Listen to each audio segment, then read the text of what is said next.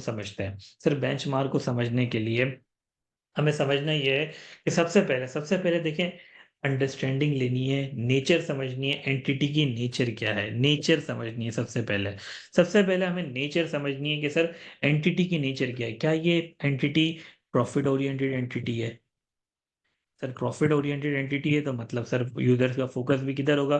Sir profit पर होगा। Sir not for profit entity है तो मतलब सर प्रॉफिट ही नहीं है इस कंपनी में, प्रॉफिट कमाना ही मकसद नहीं है, तो सर प्रॉफिट तो होगा ही नहीं। प्रॉफिट यूजर्स का फोकस ही नहीं होगा, प्रॉफिट फोकस नहीं होगा तो सर मतलब आप प्रॉफिट को बेंचमार्क के लिए नहीं ले सकते, ठीक है। तो नेचर ऑफ एंटिटी बहुत ज्यादा इंपॉर्टेंट है ये समझना कि यार क्या है। लेट्स से अगर मैं बात करूं कि यार एक बिल्डिंग है, एक बिल्डिंग में आप लोग रहते हैं, ठीक है।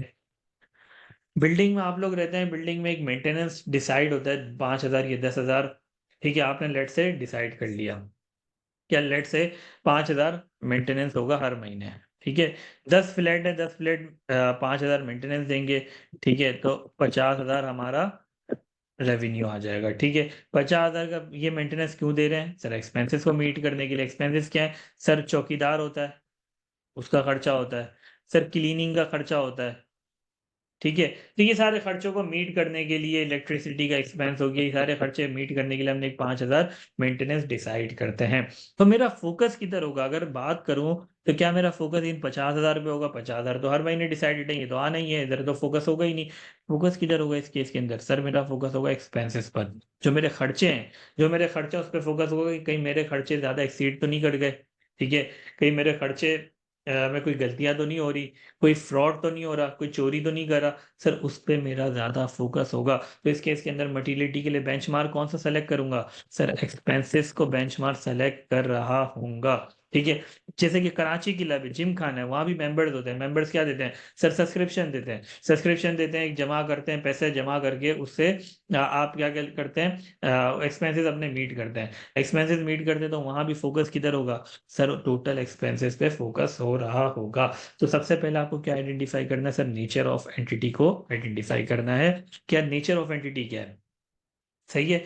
फिर आपको दूसरी चीज देखनी है कि यार एंटिटी किस लाइफ साइकिल में है। सर एक स्टार्टअप एंटिटी होती है, जब भी आप कोई नई दुकान खोलते हैं, तो नई दुकान जब खोलते हैं तो आपको पता होता है 6 महीने या 1 साल आपको प्रॉफिट नहीं होगा। अगर प्रॉफिट हो भी गया तो बहुत ही नॉमिनल होगा, ठीक है। तो आपका अल्टीमेट फोकस क्या होता है? अल्टीमेट फोकस होता है अभी मुझे किसी तरीके से अपने कस्टमर्स बढ़ाने हैं, किसी तरीके से अपने कस्टमर्स बढ़ाने, कस्टमर्स इंक्रीज होंगे तो रेवेन्यू इंक्रीज होगा। चाहे एक्सपेंसेस मीट हो या ना हो, मुझे बस अपना रेवेन्यू बढ़ाना है। रेवेन्यू दफा मार्केट में बढ़ जाएगा, अच्छा नाम हो जाएगा, तो ऐसे ऐसे ग्रोथ हो जाएगी, तो अल्टीमेटली मैं भी प्रॉफिट में आ जाऊंगा। तो अल्टीमेटली एक स्टार्टअप एंटिटी का टारगेट सिर्फ क्या होता है? सर रेवेन्यू होता है। तो उस केस के अंदर अगर तो लाइफ साइकिल स्टार्टअप एंटिटी है तो आप रेवेन्यू ले रहे होंगे। इसी तरीके से अगर तो आपकी इंडस्ट्री, अगर तो इंडस्ट्री आप देखेंगे कि यार अब इंडस्ट्री क्या है? सर क्या ये बैंकिंग इंडस्ट्री है?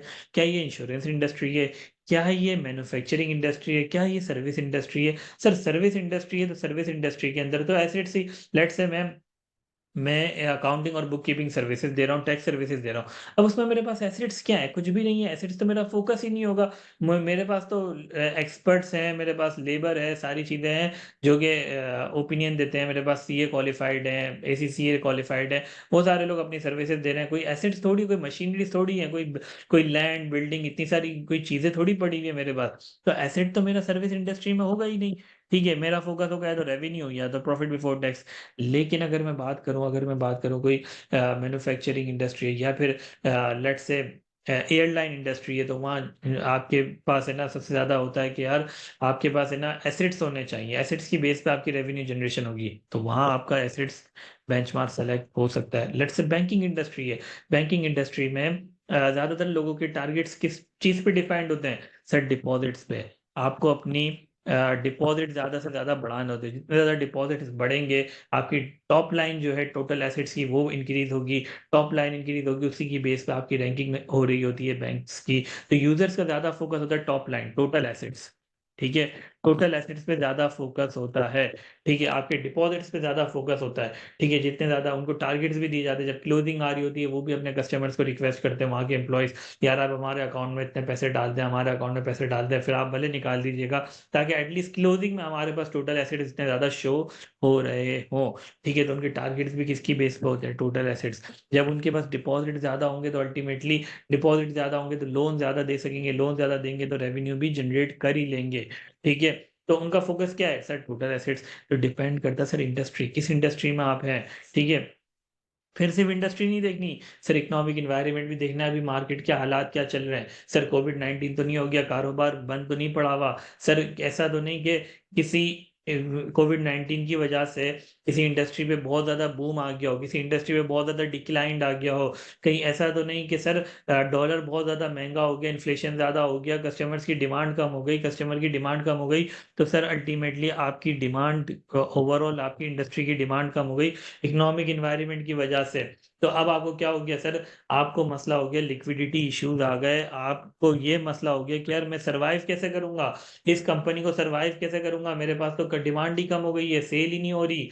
कोविड-19 की वजह से बिज़नेस ही बंद कर दी है, सेल ही नहीं हो रही, सर्वाइव किस तरीके से करूँगा? सैलरी किस तरीके से निकालूँगा?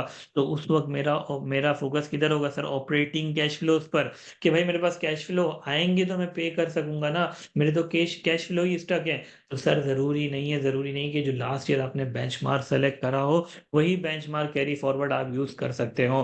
डिपेंड करता है कि अगर इकोनॉमिक एनवायरनमेंट चेंज हो गया है, तो यूज़र्स का फ़ोकस भी चेंज हो जाएगा, यूज़र्स की अटेंशन चेंज हो जाएगी। तो ये सारे फैक्टर्स को अंडरस्टैंड करेंगे तो आपको पता चलेगा यूज़र्स की अटेंशन किधर है, यूज़र्स किस तरफ ज़्यादा अटेंशन दे रहे हैं, ठीक है? तो आपको सारे फैक्टर्स को अंडरस्टैंड करना है। फिर इसके अलावा आपको ये भी समझना है कि एंटिटी की ओनरशिप स्ट्रक्चर कैसा है, किस तरीके से फाइनेंस हुई हुई है, क्या ज़्यादा डेट फाइनेंसिंग है, ज़्यादा इक्विटी फाइनेंसिंग है। सर डेट फाइनेंसिंग ज़्यादा है मतलब लोन्स उसने ज़्यादा दिए हुए तो उसका फ़ोकस किधर होगा? उसका फ़ोकस नेट एसेट्स पर होगा। क्या ये कंपनी मुझे पे कर भी पाएगी, नहीं कर पाएगी? खुदा ना ख़ास्ता अगर ये कंपनी लिक्विडेशन में चली जाती है या फिर वाइंडिंग अप पे चली जाती है, तो क्या ये इसके नेट एसेट्स इतने हैं कि यार मेरा लोन रीपे हो जाएगा? क्या ये चीज़ है?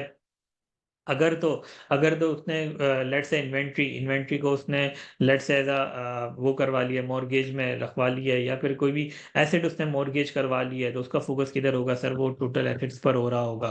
तो डिपेंड करता है सर, डिपेंड करता है कि एंटिटी का ओनरशिप स्ट्रक्चर कैसा है। अगर तो कंप्लीटली इक्विटी फाइनेंस्ड है, तो उसका फ़ोकस किधर होगा? उसका फ़ोकस या तो प्रॉफिट बिफोर टैक्स पर होगा या तो रेवेन्यू पर होगा, ठीक है? तो अंडरस्टैंड करना है कि यार ओनरशिप स्ट्रक्चर कैसा है। फिर इसके बाद ओनरशिप स्ट्रक्चर के साथ आपको ये भी देखना है कि जो बेंचमार्क आप सेलेक्ट कर रहे हैं, चाहे वो प्रॉफिट बिफोर टैक्स हो, चाहे रेवेन्यू हो, चाहे नेट एसेट्स हो, क्या वो over the period of time क्या वो कंसिस्टेंट रहा है? ऐसा तो नहीं कभी 100 मिलियन होता है, कभी 10 मिलियन हो जाता है, कभी 5 मिलियन हो जाता है, कभी अचानक से 30 मिलियन हो जाता है, कंसिस्टेंसी नहीं है। अगर कंसिस्टेंसी नहीं है तो वो बेंचमार्क आप सेलेक्ट नहीं कर रहे होंगे। आप कौन-सा बेंचमार्क सेलेक्ट करेंगे? जो कंसिस्टेंट होगा। ये बात समझ में आ रही है? कंसिस्टेंट बेंचमार्क आप सेलेक्ट करेंगे। यहाँ तक क्लियर है? कंसिस्टेंट बेंचमार्क आपने सेलेक्ट करना है, ठीक है? आगे बढ़ते हैं, ये बात हमने समझ ली कि यार बेंचमार्क के फैक्टर्स क्या होते हैं, हम किस बेसिस पे बेंचमार्क सेलेक्ट करेंगे, तो ये सारी चीज़ों को अंडरस्टैंड करेंगे। अटेंशन क्या है, नेचर ऑफ एंटिटी क्या है, एंटिटी किस लाइफ साइकिल में, इंडस्ट्री क्या है, सारी चीज़ों को अंडरस्टैंड करके बेंचमार्क के फैक्टर्स को अंडरस्टैंड करेंगे। देन बेंचमार्क सेलेक्ट करने के बाद परसेंटेज डिफाइन करेंगे। सर मैंने प्रैक्टिकल लाइफ में बहुत ज़्यादा देखा है कि यार बच्चा जो कन्फ्यूज़ होता है, बच्चा वो समझता ही है कि यार परसेंटेज की सिलेक्शन इस बेसिस पे होगी, रिस्क बेसिस पे होगी। ऐसा बिल्कुल भी नहीं है, रिस्क बेसिस पे नहीं होती। बच्चा बोलता है फर्स्ट टाइम ऑडिट करने जा रहे हैं तो कम से कम परसेंटेज रखो। लेट्स से मिनिमम परसेंटेज अगर 5% ऑफ पीबीटी होती है तो 5% रखो। ठीक है, हमने बहुत ज़्यादा टाइम ऑडिट कर लिया तो रिस्क कम है, तो परसेंट रख लो। ऐसा नहीं है, ऐसा नहीं है। ऑडिट रिस्क को देखते हुए मटीरियलिटी की परसेंटेज डिसाइड नहीं होती। वो परफॉर्मेंस मटीरियलिटी में होता है, वो हम आगे समझेंगे, उसको डिटेल में समझेंगे। सर परसेंटेज किस बेसिस पे डिफाइंड होती है? सर अगेन अगेन वही बात है। क्या बात है? Sir economic decision of users अगर तो इन्फ्लुएंस किस बेस पे होगा? क्या वो 5% पे होगा, क्या वो 10% पे होगा, क्या वो 8% पे होगा? सर ये परसेंटेज कैसे पता चलेगी? Sir understanding of the users. Sir आपको अंडरस्टैंडिंग लेनी है, अगेन इसमें जजमेंट रिक्वायर्ड होगी, इसमें जजमेंट रिक्वायर्ड होगी, ठीक है? डिपेंड करता है कि यार क्या होगी, कितनी फर्म्स का क्राइटेरिया होता है, उनकी एक पॉलिसीज डिफाइंड होती हैं कि यार अगर लेट से आपका प्रॉफिट बिफोर टैक्स इतने से इतने मिलियन है तो आप 5% ले लीजिएगा, इतने से इतने मिलियन है तो आप लेट से 6% ले लीजिएगा। तो एक पॉलिसी स्ट्रक्चर डिफाइंड होता है, इसमें जजमेंट की रिक्वायर्ड हो सकती है, इसमें जजमेंट बहुत ज़्यादा इन्वॉल्व होती है। तो यूजर्स की अंडरस्टैंडिंग पर डिपेंड करता है आपकी परसेंटेज क्या होगी, ना कि रिस्क की बेसिस पे डिपेंड करता है आपकी परसेंटेज क्या होगी। ये बात समझ में आ रही है? रिस्क, ऑडिट रिस्क जितना भी हो, परसेंटेज इस क्राइटेरिया से आपकी चेंज नहीं होगी। क्राइटेरिया क्या होगा कि यार ऑडिटर का यूजर्स का डिसीजन कब इन्फ्लुएंस करेगा, उसकी बेस पे आप परसेंटेज ले रहे होंगे। ये बात क्लियर है? ठीक है।